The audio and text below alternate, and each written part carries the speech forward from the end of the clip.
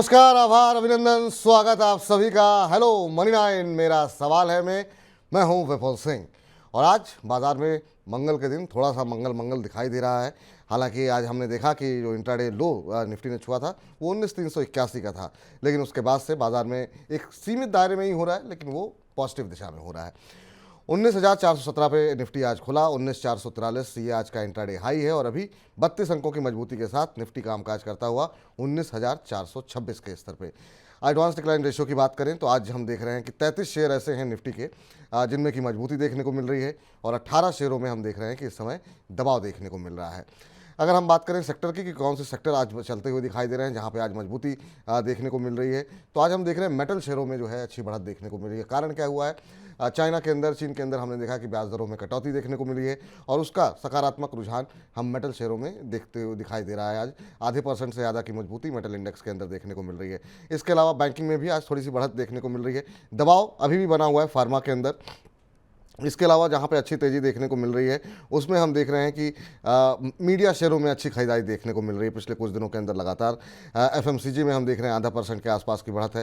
Consumer durable में लगातार पिटाई के बाद आज थोड़ी सी बाइंग देखने को मिल रही है, आधा फीसद से ज़्यादा कि इसकी मजबूती यहाँ पर देखने को मिली। लेकिन सवाल अभी यही कि ये दायरे में जो बाजार चल रहा है ये दायरा तोड़ेगा कब और बाजार की दिशा स्पष्ट कब होगी। इसके अलावा आज से एक नया आईपीओ खुल रहा है एरोफ्लेक्स का, वहाँ पर क्या रणनीति होनी चाहिए। और जिस तरीके से हमने देखा कि जियो फाइनेंशियल की लिस्टिंग हुई, लगातार दूसरे दिन आज हम देख रहे हैं लोअर सर्किट लगता हुआ दिखाई दिया है। जिन लोगों ने लिया है उन्हें क्या करना चाहिए और अगर आप खरीदने की सोच रहे हैं तो कौन से लेवल हैं जहां पर जियो फाइनेंशियल का शेयर खरीदना चाहिए। 1:45 हमारा खास सेगमेंट वाह क्या आईपीओ है में इन तमाम विषयों पर विस्तार से चर्चा होगी। साथ ही आपके प्रश्नों के उत्तर भी देंगे और बजिंग स्टॉक्स में जानेंगे खबर वाले शेयर में किस तरह की हलचल देखने को मिल रही है। तो अगले 1 घंटे बने रहिए लगातार हमारे साथ। और इस बीच जब रूबरू करा देते हैं हमारे आज के खास मेहमान से। हमारे साथ आज मौजूद हैं तकनीकी विशेषज्ञ, चार्ट्स को पढ़ने वाले नितलेश पावस्कर जी। नितलेश जी, बहुत बहुत आभार, अभिनंदन, स्वागत सर आपका आज के इस कार्यक्रम में। पहला सवाल सर आपसे बाजार को लेकर के ही होगा, किस तरीके से अब आप देख रहे हैं? काफ़ी लंबा समय हो गया जब बाजार 20,000 का स्तर छूते छूते रह गया और उसके बाद से हम देख रहे हैं कि एक सीमित दायरे में ही बाजार कामकाज कर रहा है। आगे की दिशा अभी आपको लगता है रेंज बाउंड ही रहेगा बाजार? देखो, रेंज बाउंड तो नहीं रहूंगा। मेरे हिसाब से लग रहा है कि आने वाले समय में बाजार में ओवर पैनिक देखने को मिल सकता है। लेकिन कंडीशन एक होगा कि अगर बाजार 19,400 19,380 ये लेवल को ब्रेक डाउन कर लेता है तो डेफिनेटली यहाँ से एक मोमेंटम डाउन साइड का देखने को मिल सकता है। लेकिन लोअर लेवल के आसपास अगर बाजार मिलता है, मैंने मेरे स्टूडेंट्स के साथ कुछ टारगेट डिसाइड किए। 18,500 से लेकर 18,800 ये हमारा लेवल का टारगेट है। लेकिन इसके ऊपर मेरा मैं लॉन्ग तभी हूँगा जब मार्केट 19,550 ये लेवल के ऊपर क्लोजिंग दे देता है। लेकिन अगर मार्केट नीचे मिलता है तो एक चीज का ध्यान रखो कि यहाँ पे बाइंग के लिए मार्केट आएगा तो डेफिनेटली कुछ अच्छे स्टॉक में क्या करेंगे, हम लोग एंटर करेंगे। क्योंकि देखो, जब मार्केट गिरता है तो डेफिनेटली वहां पे क्या करना चाहिए, आपको पोजीशन जो है वो बाइंग साइड की बनानी चाहिए। तो बाजार गिरे तो फिर बाइंग साइड पे पोजीशन बनाए, लेकिन हाँ 19,380 टूटता है अगर तो फिर बाजार में बड़ी गिरावट देखने को मिल सकती है। और जब वो बड़ी गिरावट आए तब आप जो है अच्छी खरीदारी जो है वो यहाँ पर कर सकते हैं। इस बीच बहुत सारे दर्शक जो है कार्यक्रम शुरू होने से पहले ही अपने प्रश्न भेज रहे हैं और लगातार हम देख रहे हैं काफ़ी सारे सवाल आ चुके हैं। कुछ एक सवालों पर चर्चा शुरू कर लेते हैं। जस्ट गौतम जी ने प्रश्न पूछा है कि सर एमटार टेक में क्यों गिरावट आ रही है? इनके पास 20 शेयर हैं, 1,800 रुपये के आसपास इन्होंने लिए हुए हैं। इनको अभी 16% के आसपास का मुनाफा हो रहा है। कह रहे हैं कि क्या करंट लेवल के ऊपर जो है ये और भी शेयर खरीद सकते हैं क्या? अभी अगर हम देखें तो एमटार का जो भाव देखने को मिल रहा है वो 2113 का भाव देखने को मिल रहा है। इन्होंने 1800 पे लिए हुए हैं सर। और अगर हम देखें तो पिछले 5-6 महीने की बात करें तो 25-26% ये शेयर चला है। लेकिन हाँ, पिछले 1 महीने में थोड़ा दबाव देखने को मिला है शेयर में, ऑलमोस्ट फ्लैट रहा है। आपकी राय क्या होगी सर?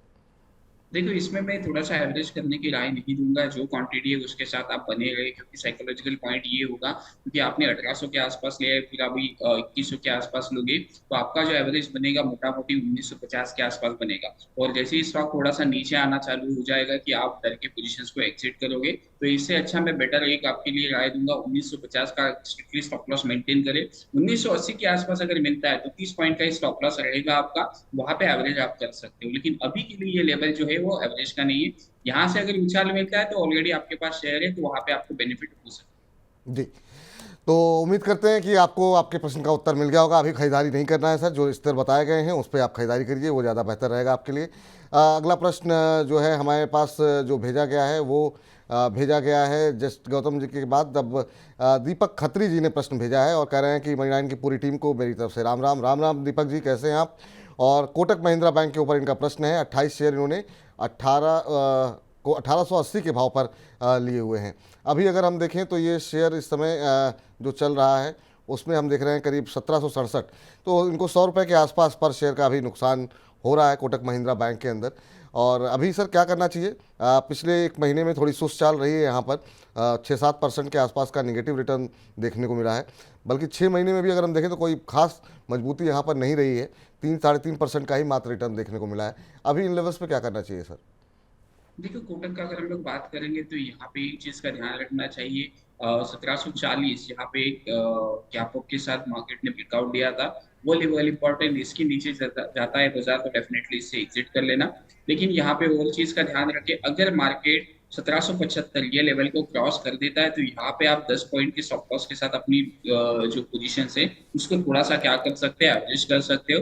ऊपर में 1800 से लेके 1820 ये लेवल तक क्या हो सकता है, मार्केट चल सकता है। कंडीशन एक ही होगा, 1775 ब्रेक होना चाहिए, फिर आपका स्टॉप लॉस जो होगा वो 1765 से लेके 1760 ये लेवल का आपको रखना पड़ेगा। चलिए अगले दर्शक के पास चलते हैं। हमारे साथ राजेश जी जुड़ चुके हैं अपना प्रश्न पूछने के लिए। राजेश जी नमस्कार। सर नमस्कार, कैसे हैं सर? हम बहुत अच्छे हैं राजेश जी, आप कैसे हैं? सर बहुत बढ़िया, आपका प्रोग्राम बहुत अच्छा लगता है सर। बहुत बहुत धन्यवाद सर, बहुत बहुत शुक्रिया कि आप कार्यक्रम देखते हैं, उससे आपको लाभ मिलता है, ये बहुत अच्छी बात है। क्या करते हैं राजेश जी आप? सर मैं बिजनेस कर रहा हूँ। चलिए ठीक है, बहुत अच्छी बात है सर। आज क्या प्रश्न पूछना चाह रहे हैं? सर मेरे पास मैप माई इंडिया जी सी इन्फो के 301 शेयर हैं सर। 301 शेयर किस भाव पे लिए हैं सर आपने? 1195 रुपये एवरेज प्राइस। 1195 1195 1195 पे आपने लिए हुए हैं। चलिए 1100 पे आपने और लिए मैं हुए सर लॉन्ग टर्म इन्वेस्टर हूँ, मतलब मुझे कोई जल्दी नहीं है इनको सेल करने ठीक 1200 पे आपने लिए हुए हैं। 1664 का भाव देखने को मिल रहा है। अभी भी इनका नज़रिया सर लॉन्ग टर्म का ही है, बने रहना चाहते हैं और शेयर में भी अच्छी मजबूती देखने को मिल रही है। पिछले एक महीने में करीब 15% के आसपास इसने ये चलता हुआ दिखाई दिया है। पिछले 6 महीने में करीब 45% का रिटर्न दिया है। शानदार मूव, ये चार्ट्स पे देख सकते हैं आप। अभी क्या करना चाहिए सर? 1200 के आसपास की इनकी खरीद है। स्टॉक का नाम फिर से रिपीट करोगे?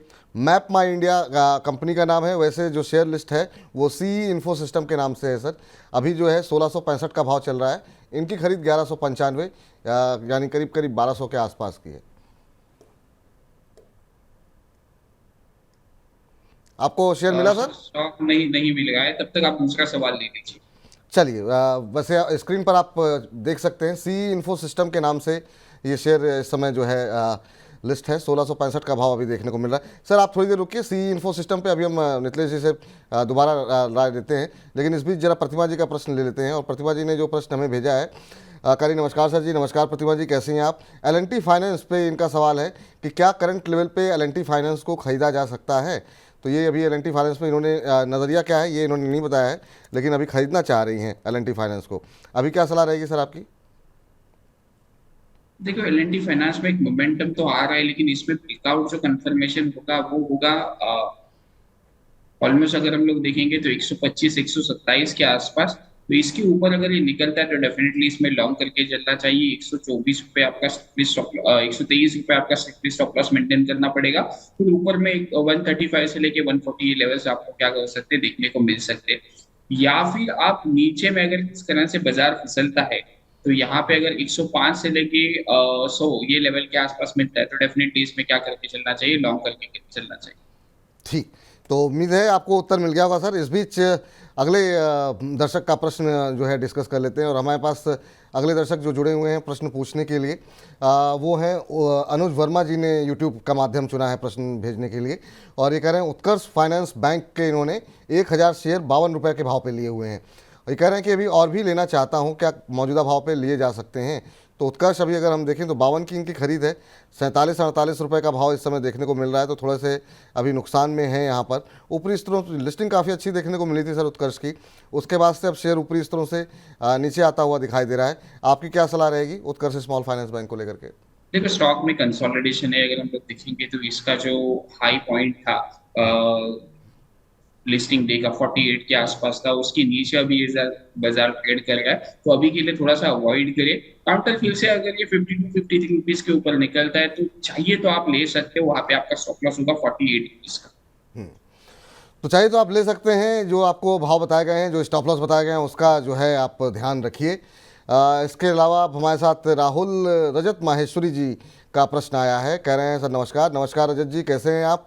हनीवेल ऑटोमेशन के शेयर इन्होंने लिए हुए हैं 42,000 रुपये पे भाव पर। एक साल का इनका नज़रिया है कि एक साल तक ये होल्ड कर सकते हैं। अभी अगर हम देखें तो हनीवेल ऑटोमेशन का भाव जो इस समय देखने को मिल रहा है 40,000 के आसपास का है और इनकी खरीद 42,000 के आसपास की है। क्या सलाह रहेगी सर? पिछले एक महीने में करीब 4.5-5% के आसपास का निगेटिव रिटर्न देखने को मिला है और बहुत दायरे में है, बहुत सीमित दायरे में ही हम देख रहे हैं कामकाज करता हुआ दिखाई दे रहा है। अभी क्या सलाह रहेगी आपकी? देखो इसके लिए ना आप एक स्टॉप लॉस में सजेस्ट करूंगा 39,600, ये लेवल का आप स्टॉप लॉस रखो। इसके नीचे जाता है तो एक बार के लिए पोजीशन सर्वे कर लो। ओवरऑल जो स्ट्रक्चर है स्टॉक का अच्छा है, लेकिन 39,600 के नीचे जाता है तो एक बार के लिए पोजीशन को हल्के कर लो। अगर इसमें एवरेज ही करना है आपको तो आपको एवरेज जो करना होगा 40,700। ये लेवल अगर मार्केट क्रॉस कर देता है तो आप वहां पे एवरेज करके चल सकते हैं। फिर आपका जो स्टॉप लॉस होगा वो स्टॉप लॉस बन के आएगा 40,000 का, मतलब 700 पॉइंट का यहाँ से आपका क्या होगा, रिस्क। हम्म, चलिए अब इस बीच एक और राजेश जी हमारे साथ जुड़े हुए हैं। राजेश जी नमस्कार। राजेश जी सुन पा रहे हैं आप मुझे? हाँ जी। हाँ नमस्कार सर, कहाँ से बोल रहे हैं? नमस्ते नमस्ते, मैं असम सिलचर से। असम से बोल रहे हैं? हाँ हाँ। अच्छा, बहुत अच्छी बात है सर। क्या करते हैं आप? बिजनेस है। चलिए ठीक है। अभी थोड़ी देर पहले एक और राजेश जी हमारे साथ जुड़े थे, उनको वो भी जो है बिजनेसमैन ही थे। आप बताइए क्या प्रश्न पूछना चाह रहे हैं? जी, IRFC में मैंने लिया था 500 शेयर। IRFC में कितने शेयर लिए हुए हैं? 500 शेयर। 500 शेयर आपने IRFC के लिए हुए। और क्या नज़रिया है सर, कितने समय तक होल्ड कर सकते हैं? होल्ड तो कर सकते हैं, लेकिन उसका टारगेट क्या रहेगा? टारगेट क्या रहेगा ये जानना चाह रहे हैं, ठीक है। हाँ, 44 के आसपास आपने लिए, 44 के आसपास, अभी 48 के हाँ, आसपास, हाँ 48 के आसपास अभी चल रहा है। तो अभी 4-5 रुपए के मुनाफे में है। हालांकि एक दिक्कत है क्योंकि ये शेयर काफ़ी ज़्यादा चल चुका है, काफ़ी खबरें भी रही यहाँ पर, और पिछले अगर हम देखें तो एक महीने के अंदर 36% भाग चुका है ये शेयर। तो आपकी खरीद थोड़ी सी ऊपर की है, पिछले 6 महीने में 70-72% का रिटर्न दिया है। सर क्या सलाह रहेगी? टारगेट जानना चाह रहे हैं, इस पर किस लेवल पे इनको एग्जिट करना चाहिए? अभी 3-4 रुपए के प्रॉफिट में है। देखो एक साइकोलॉजिकल नंबर था 50-50 के आसपास, हम लोगों ने जो टारगेट पहले बताया था। लेकिन अभी के लिए थोड़ा सा स्टॉक में अगर हम लोग देखेंगे तो ऊपरी लेवल के आसपास थोड़ा सा थकावट दिखा रहा है, तो स्टॉक में टारगेट के बदले आपको एक चीज का ध्यान रखना पड़ेगा, 45.50 या फिर 46 इस लेवल के नीचे जाता है तो पोजीशंस को एक बार के लिए हल्के कर देना। दूसरे स्टॉक में री एंट्री करके आप उसमें क्या कर सकते हो, पैसा बना सकते हो।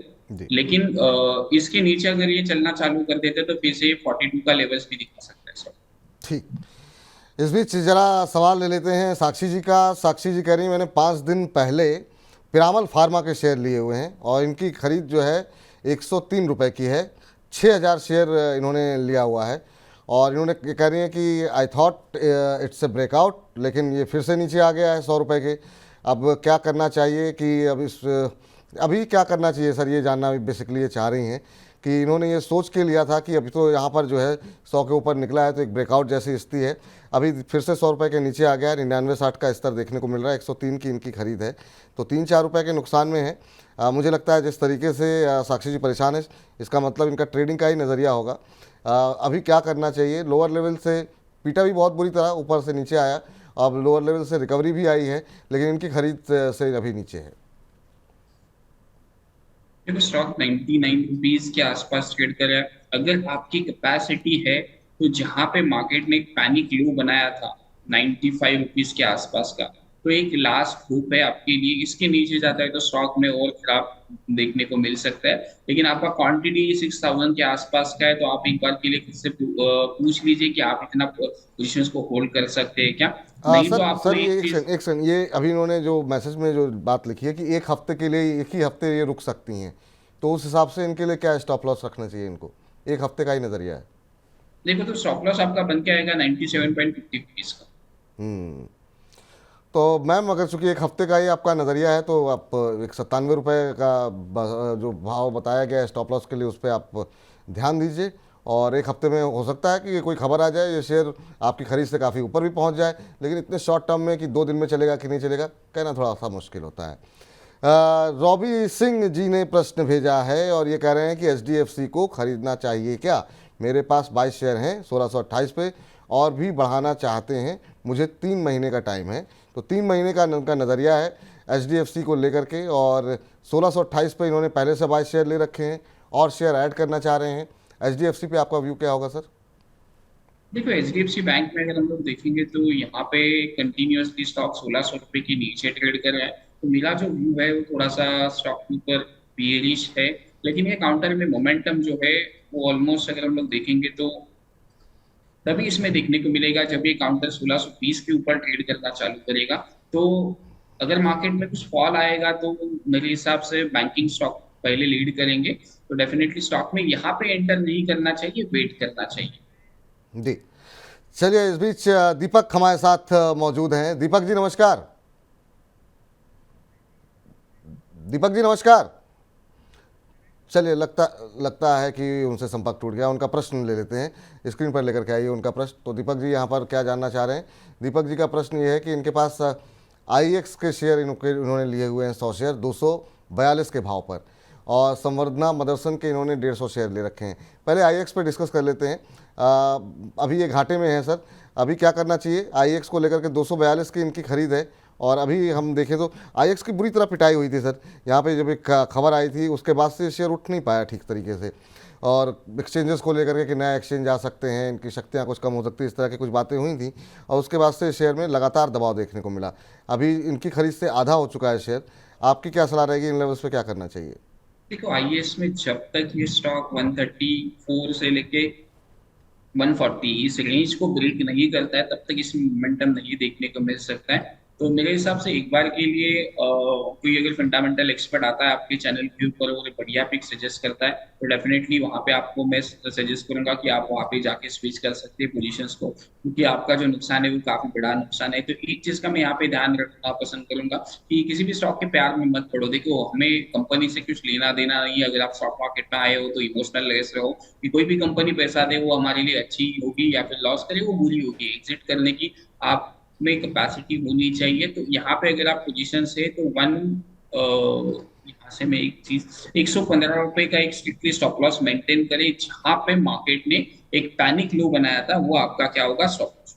जी सर, आज एक सेक्टर जो हम देख रहे हैं कि काफ़ी अच्छा चल रहा है वो है इंश्योरेंस सेक्टर। उसमें हम देख रहे हैं कि न्यू इंडिया इंश्योरेंस हो, बाकी जो इंश्योरेंस कंपनियां हैं उसमें भी जो है अच्छी खासी तेज़ी देखने को मिल रही है। आप कैसे देख रहे हैं? अगर आप एक दो कंपनी पे अगर व्यू दे पाएँ। खबरें यहाँ पर नहीं पता लगवा रही हैं, लेकिन जो है न्यू इंडिया इंश्योरेंस पे आज हम देख रहे हैं 9.5% के आसपास की तेज़ी देखने को मिल रही है। अब 135 के आसपास चल रहा है। इसके अलावा बाकी जो इंश्योरेंस कंपनियां हैं उसमें भी हम देख रहे हैं कि अच्छी खासी मजबूती है। आप कैसे देख रहे हैं सर, इस लेवल्स पे क्या करना चाहिए? देखो, डेफिनेटली इसमें अगर चाहिए तो आप लॉन्ग चल सकते हो, लेकिन एक चीज का ध्यान रखिए, क्वांटिटी थोड़ा सा कम कर लेना। फिर आप अच्छी तरीके से पोजीशंस को क्या कर सकते हो, मैनेज कर सकते हो। 120 रुपीज का आप स्ट्रिक्टली स्टॉप लॉस मेंटेन करना। ऊपर में 138 से लेके 140 एक रेजिस्टेंस है, इसको अगर ये निकाल देता है तो डेफिनेटली इस स्टॉक में और चाल देखने को मिल सकती है। तो स्टॉक अच्छा है, स्ट्रक्चर भी अच्छा चल रहा है, लेकिन क्वांटिटी का ध्यान रखे, क्वांटिटी कम रखे और 120 रुपीज का स्टॉप लॉस।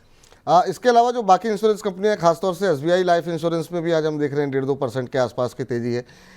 बाकी में भी मजबूती बनी हुई है। सर, आप अगर इस पूरे सेक्टर की बात करें तो किस तरीके से आप देख रहे हैं यहाँ पर, और क्या रणनीति होनी चाहिए? क्या यहाँ पर अभी मजबूती की संभावनाएं और दिख रही हैं आज जिस तरीके से हम देख रहे हैं कि बढ़त बनी हुई है? देखो, इंश्योरेंस सेक्टर में थोड़ा सा एक्सपोजर होना चाहिए और मेरे हिसाब से ये सेक्टर का चर्निंग है। लास्ट टाइम पे ऑटो में थोड़ा सा चर्निंग था, अभी इंश्योरेंस सेक्टर में मेरे हिसाब से चर्निंग होगा। तो डेफिनेटली रहना पसंद मैं करूंगा इस सेक्टर में, लेकिन कम क्वांटिटी के साथ। जैसे कि एक HDFC लाइफ थोड़ी दिन पहले मैंने एक सेल कॉल इनिशिएट किया था इसके ऊपर, ऑलमोस्ट 650-655 के आसपास का वो ट्रेड चल रहा था। तो वहां से अगर हम लोग देखेंगे तो स्टॉक ने एग्जैक्टली लो बनाया था जहाँ पे 620 के आसपास मोमेंटम आया था।